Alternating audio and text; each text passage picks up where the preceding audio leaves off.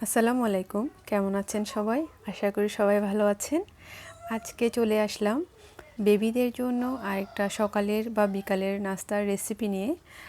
আজকে আমার বেবিকে সকালের নাস্তায় ওটস দিয়েছিলাম। ওটস আমি যেভাবে রান্না করি তাই আজকে শেয়ার করছি।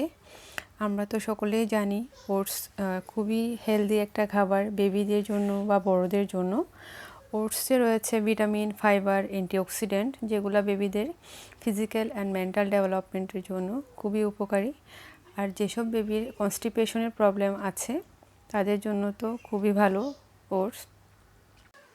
ঘিটা বেবিদের ডাইজেশনের জন্য খুবই ভালো, রোগ প্রতিরোধ ক্ষমতা বৃদ্ধি করে, আর বেবিদের স্কিন এবং চুলের জন্য খুবই হেল্পফুল। এদিকে আমার ওটস রান্না প্রায় হয়ে যাচ্ছে।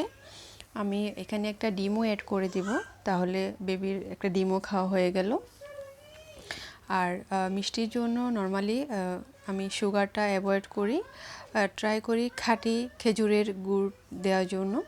এই গুড়টা আমি ঢাকা থেকে কিনি না, আমার এক কাছের মানুষ, ওনাদের বাড়ি কুষ্টিয়া, ওখান থেকেই ওনাদের বাড়িতে বানানো হয়। আমি প্রতি বছর ওনাকে দিয়ে আনিয়ে নেই। আমার বেবির নাস্তাতে আমি এই গুড়টা ইউজ করছি শুরু থেকেই।